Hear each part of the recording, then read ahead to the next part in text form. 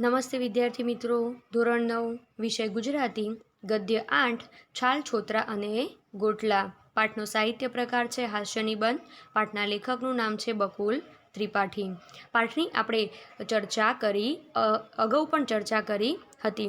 હવે આપણે પાઠમાં આગળની ચર્ચા કરીશું. તો છેલ્લે આપણે જોયું વિદ્યાર્થી મિત્રો કે આપણા યાત્રાના જે સ્થળો છે ત્યાં આપણે નારિયેળના છોતરા, કેળાની છાલ અને કેરીના ગોટલા આપણે ગમે ત્યાં ફેંકી દઈએ છીએ.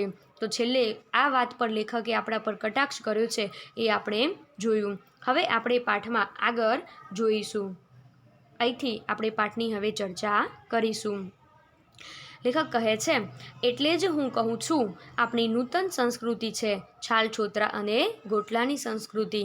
આપણે યાત્રાધામો ઉપર આ છાલ છે, છોતરા છે ને ગોટલા નાખી દઈએ છીએ એટલે તો હું કહું છું કે આપણી નવી સંસ્કૃતિ છે. કઈ? છાલ છોતરા અને ગોટલાની સંસ્કૃતિ. અરે પેલા પ્રાચીન સંસ્કૃતિના પ્રતીકો તો ક્યાંક જ દેખાય છે. પ્રાચીન સંસ્કૃતિના પ્રતીકો જે છે, મંદિર છે, શિલ્પ છે, સ્થાપત્ય છે, એ બધું તો લેખક કહે છે કે ક્યાંક જ દેખાય છે. જેમ કે ક્યાં સોમનાથ ને ક્યાં દ્વારકા, ક્યાં અંબાજી અને ક્યાં ડાકોર, ક્યાં બનારસ અને ક્યાં જગન્નાથપુરી.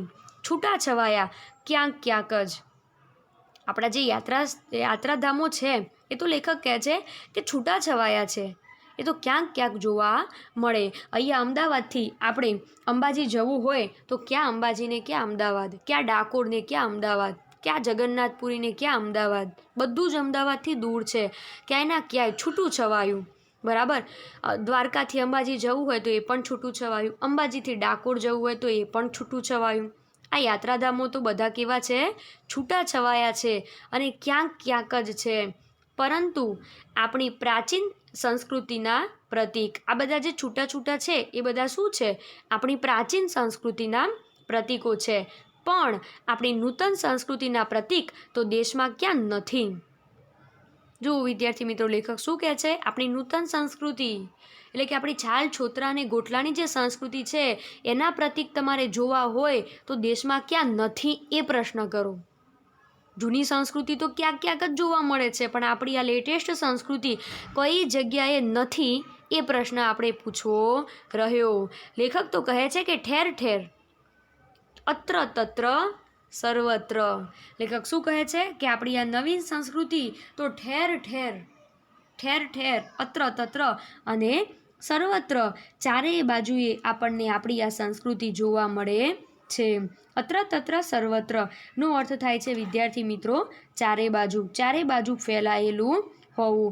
એને કહેવાય અત્ર તત્ર સર્વત્ર. હવે આપણે પાઠમાં આગળ જોઈએ.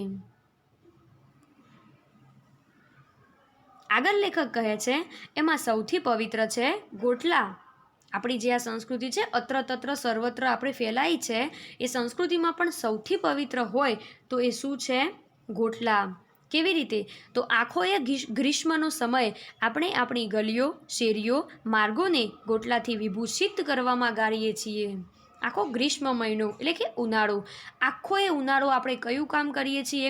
તો આપણી ગલીઓ, આપણી શેરીઓ અને આપણા માર્ગને ગોટલાથી વિભૂષિત કરવું એટલે શણગારવું. વિભૂષિત કરવું એટલે શણગારવું. આપણે આ ગોટલાથી આપણી ગલીઓ, શેરીઓ અને માર્ગોને શું કરીએ છીએ? શણગારીએ છીએ. હવે ફૂલોથી શેરીને માર્ગને શણગારાય, કે ગોટલાથી શણગારાય નહીં. તો વિદ્યાર્થી મિત્રો, લેખક આપણા ઉપર કટાક્ષ કરે છે કે આપણે તો આપણી શેરીઓને શેનાથી શણગારીએ છીએ? ગોટલા એટલે કે ગંદકીથી શણગારી દઈએ છીએ. વળી લેખક આગળ શું કહે છે? આપણે ઉદાર છીએ, કેરીનો રસ આપણે ખાઈએ છીએ એ કબૂલ, પણ કેરીનો રસ કરતાં ગોટલા વધારે વજનદાર હોય છે એ આપણે અર્પણ કરીએ છીએ સમાજને. રસમાં જેટલું વજન હોય એના કરતાં ગોટલામાં વધારે વજન હોય, તો વધારે વજનદાર વસ્તુ એ આપણે સમાજને અર્પણ કરીએ છીએ. આપણે તો કેવા છીએ? બહુ જ ઉદાર છીએ. વજનમાં જે હલકી વસ્તુ છે એ આપણે ખાઈએ છીએ અને વધારે વજનદાર વસ્તુ આપણે સમાજને અર્પણ કરીએ છીએ. આપણે ખુલ્લામાં એને ઠાલવી દઈએ છીએ. ખુલ્લામાં પાછા આપણે કેમ ઠાલવીએ છીએ? તો એમાં પણ આપણી ઉદારી લેખક બતાવે છે. કેમ આપણે ખુલ્લામાં ઠાલવીએ છીએ? તો જેને ભોજન કરવું હોય તે કરે, જેને ખાવું હોય તે ખાય, એટલા માટે આપણે એને ખુલ્લામાં ફેંકી દઈએ છીએ. ઘણું ખરું ગૌ માતાઓ આનાથી પ્રસન્ન થાય છે, અને ગૌ માતા એટલે કે ગાયો આનાથી પ્રસન્ન થાય છે. આપણે તો શું આપણી માતા કે શું ગૌ માતા, અડધી કેરી આપણી સગી માતાને અર્પણ, બાકીની અડધી કેરી એટલે કે ગોટલા પૂરતી ગૌ માતાને અર્પણ. હવે તો હદ થઈ ગઈ કહેવાય. લેખક શું કહે છે? આપણે તો માતા શું કે ગૌ માતા શું? આપણે તો બધી માતાઓ સરખી. આપણી માતા ને ગૌ માતા ને પડોશની માતા ને બધી માતાઓ આપણા માટે સરખી. ખરેખર એવું હોય નહીં. આપણી માં એ માં છે, બરાબર, પણ આપણે કામ એવું કરીએ છીએ એટલે લેખક આપણને કહે છે કે રસ પૂરતી જે કેરી છે એ આપણી માતા ખાય, અને એ કેરીમાંથી નીકળેલો ગોટલો, એ ગોટલા પૂરતી કેરી આપણી બીજી માતા એટલે કે ગૌ માતા ખાય. બરાબર, આપણે આટલા બધા ઉદાર છીએ, પણ આ વર્તન એ યોગ્ય નથી.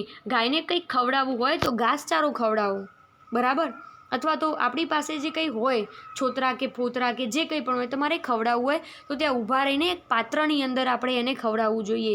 આમ વેર વિખેર રસ્તામાં જતાં છૂટું ફેંકી દેવું જોઈએ નહીં. ગાયનું નામ અને આપણું કામ, કે ગાય પણ ના હોય ને તો એ લોકો ફેંકતા જ હોય છે, બરાબર, કે તો ગાય ખાઈ જાય. અરે ભાઈ, દૂર દૂર સુધી ગાય દેખાતી નથી, ક્યારે આવશે ગાય? ત્યાં સુધી આ વસ્તુ કેટલી ગંદકી કરશે એનો તો અંદાજ લગાવો. અને ગંદકીથી ભરેલી વસ્તુ થોડી ગાય માતા ખાવાની છે. તમે સવારે વસ્તુ નાખી હોય તો એ ગંદકીથી પરિપૂર્ણ થઈ જાય એ વસ્તુ શું ગાય માતા ખાશે? નહીં ખાય. તો એટલે લેખક આપણા ઉપર અહીંયા કટાક્ષ કરે છે. અહીંયા આપણો એક પ્રશ્ન છે વિદ્યાર્થી મિત્રો, જોઈ લઈએ. લેખક કેરીના ગોટલા વિશે વ્યંગમાં શું કહે છે? પ્રશ્ન ફરીથી બોલું છું. લેખક કેરીના ગોટલા વિશે વ્યંગમાં એટલે કે કટાક્ષમાં શું કહે છે? તો અહીંથી આપણે એના જવાબની શરૂઆત કરીશું અને અહીંયા એ જવાબ પૂરો થાય છે. આ બધું જ લેખક આપણને વ્યંગમાં કહે છે. હવે પાઠની આગળ ચર્ચા આપણે કરીએ.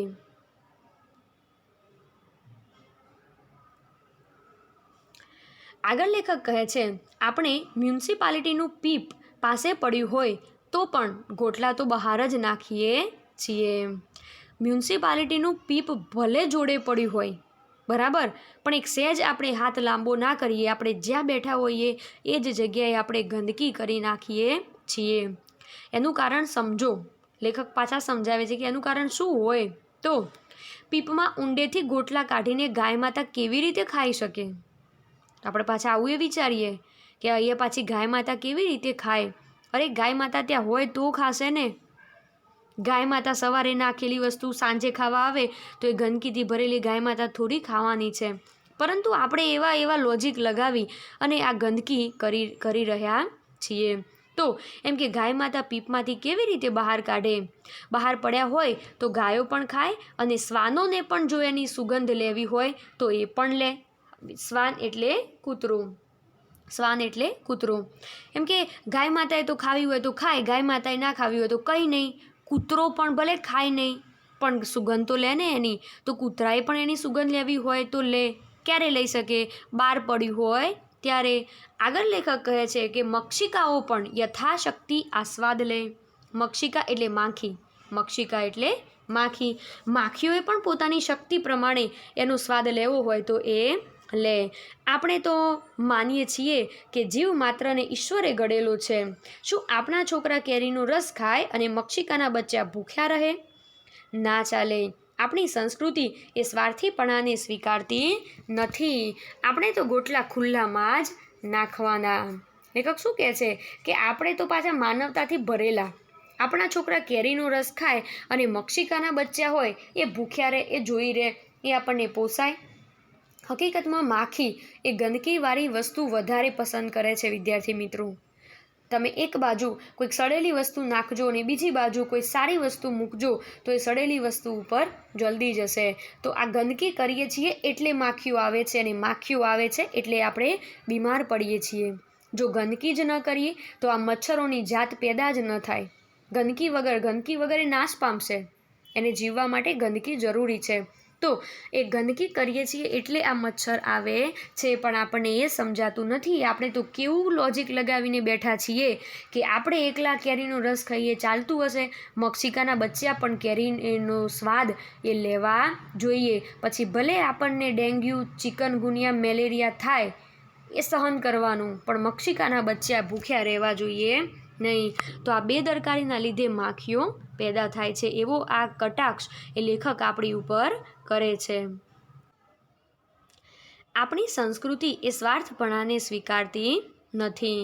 શું કહે છે કે આપણી સંસ્કૃતિ આ સ્વાર્થીપણાને, કે આપણે એકલા જ કેરી ખાઈએ અને આ બધા ભૂખ્યા રહે, એવું સ્વાર્થીપણું આપણી સંસ્કૃતિ સ્વીકારતી નથી. આપણે તો ગોટલા ખુલ્લામાં જ નાખવાના. આપણે તો જાણે પ્રતિજ્ઞા કરી છે કે ગંદકી તો આપણે કરવાની જ.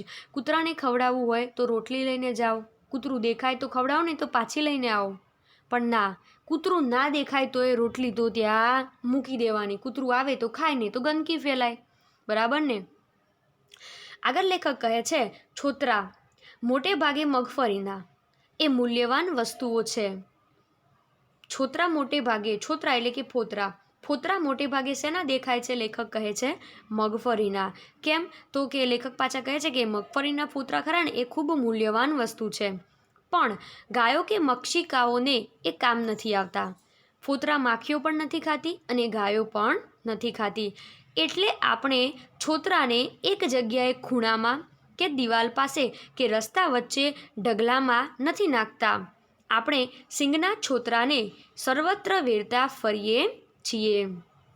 શું કહે છે લેખક?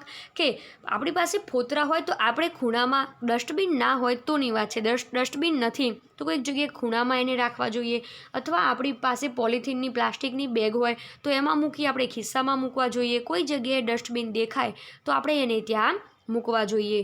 પરંતુ અહીં એવું છે નહીં. અહીં તો આપણે એવું નથી કરતા. આપણે શું કરીએ છીએ? એને ચારે બાજુ વેરતા ફરીએ છીએ. સિંગ ખાવી છે તો સિંગના ફોતરા સુધી કાં તો ખાઈ લેવી જોઈએ, યા તો ઘરેથી ફોતરા ઉડાડી અને પછી ખિસ્સામાં સિંગ ભરવી જોઈએ. આપણે શું કરીએ છીએ? ચાલવા જઈએ છીએ, ખિસ્સામાં સિંગ ભરી હોય તો એક બાજુ સિંગ ખાતા જવાનું, ફોતરા વેરતા જવાનું અને ચાલતા જવાનું. એની ગંદકી જે થાય છે એની ભરપાઈ કોણ કરશે? એ તો આપણે ક્યારેય વિચાર્યું નથી. તો લેખક કહે છે કે સિંગના અને આ મગફળીના ફોતરા તો આપણે સર્વત્ર વેરતા ફરીએ છીએ. કેમ આપણે આવું કરીએ છીએ? તો લેખક કહે છે આપણે શું વિચારીએ છીએ એ લેખક આપણને કહેવા માગે છે. તો આપણે વિચારીએ છીએ સબભૂમિ ગોપાલ કી. આ બધી જ પૃથ્વી ઉપર જેટલી જમીન છે એ બધી જમીન કોની છે? ગોપાલ એટલે કે ભગવાનની છે. તો શા માટે પૃથ્વીની 1 ચોરસ મીટર જેટલી જગ્યા પણ ફોતરા વિહોણની રાખવી?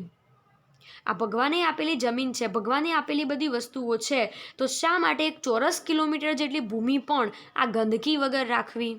આપણે બગીચામાં, થિયેટરમાં, ઓફિસ કમ્પાઉન્ડ, કમ્પાઉન્ડ એટલે કે જે ઓફિસ હોય એની આગળનો ભાગ, ઘર હોય તો ઘરનું કમ્પાઉન્ડ એટલે કે આગળનો ભાગ છે એને કમ્પાઉન્ડ અથવા આંગણું, ગુજરાતીમાં આંગણું કહેવામાં આવે છે. તો આપણે બગીચા, થિયેટર, ઓફિસ, કમ્પાઉન્ડ, શાળાના વર્ગમાં સર્વત્ર ફોતરા વેરતા વેરતા ચાલ્યા જઈએ છીએ. આપણે તો કોઈ પણ જગ્યા હોય, કોઈ જગ્યાને આપણે છોડતા નથી. એ બાગ બગીચો હોય, થિયેટર હોય, ઓફિસનું કમ્પાઉન્ડ હોય કે શાળાનો વર્ગ હોય, કોઈ પણ જગ્યા હોય, આપણે એને ફોતરા વગરની રાખતા નથી. આગળ લેખક કહે છે કે એક કવિએ કહેલું. એક કવિ કહે છે, શું કહે છે? કવિ કહે છે કે બેફામ તોય કેટલું થાકી જવું પડ્યું, નહીં તો જીવનનો માર્ગ છે ઘરથી કબર સુધી. અહીં જે બેફામ શબ્દ છે એ બરકત અલી વિરાણી નામના જે કવિ છે એમનું ઉપનામ છે. આ બરકત અલી વિરાણી કવિ એ પોતાના એક કાવ્યમાં કહે છે કે તોય કેટલું થાકી જવું પડ્યું, નહીં તો જીવનનો માર્ગ છે ઘરથી કબર સુધી. કેમ કે જિંદગીનો માર્ગ તો બહુ ટૂંકો હતો. કેટલો માર્ગ હતો? તો ઘરથી ક્યાં જવાનું હતું? કબર સુધી જવાનું હતું. દરેક વ્યક્તિએ ઘરથી કબર સુધી જવાનું હોય છે. એટલે કે આપણું જે સ્મશાન છે અથવા તો કબર છે ત્યાં સુધી આપણે જવાનું હોય છે. તો ખૂબ ટૂંકો માર્ગ હતો, પણ છતાંય કેટલું થાકી જવાયું, એટલે કે આટલા ટૂંકા માર્ગમાં પણ જિંદગીનો ખૂબ જ થાક લાગ્યો એવું કવિ કહે છે. શાયરે વ્યંગમાં કહ્યું છે કે ઘરથી કબર સુધી કેટલી ટૂંકી જિંદગી છે. શાયર એટલે કે જે ગઝલ લખે છે એને આપણે શાયર કહીએ છીએ. તો એમને અહીંયા લખ્યું છે કે ઘરથી કબર સુધી જિંદગી બહુ ટૂંકી છે, પણ એટલામાં એ આપણે કેટલો જિંદગીનો થાક અનુભવાય છે. એમ કે આટલો ખૂબ ટૂંકો માર્ગ હોવા છતાં કેટલો બધો થાક આપણને અનુભવાય છે. હવે આપણા લેખક આ પંક્તિનો સહારો લઈ અને શું કહે છે એ આપણે જોઈએ. મને કવિને કહેવાનું મન થાય છે કે જિંદગીનો થાક ન લાગે કવિ. તમને જે જિંદગીનો થાક લાગ્યો ને એ ન લાગ્યો હોત જો તમે ઘરથી કબર સુધી ફોફા એટલે કે ફોતરા ખાતા ખાતા ટહેલતા ટહેલતા જાઓ અને ફોફાના ફોતરા સર્વત્ર વેરતા જાઓ. તો શું કહે છે આપણા લેખક કે જો તમે ઘરથી નીકળી અને કબર સુધી ફોફા એટલે કે સિંગના ફોતરા એટલે કે સિંગ જો તમે ખાતા ખાતા ટહેલતા ટહેલતા અને આ ફોતરાને અત્ર તત્ર સર્વત્ર ચારે બાજુ તમે વેરતા વેરતા ગયા હોત, એટલે કે જો તમે જિંદગીમાં ગંદકી ગંદકી ગંદકી કરી હોત તો તમને આ થાક ન લાગ્યો હોત. તો લેખક એ પંક્તિનો ઉપયોગ કરી અહીં આપણા ઉપર કટાક્ષ કરે છે. હવે પાઠની આગળ ચર્ચા આપણે આગળના લેક્ચરમાં કરીશું.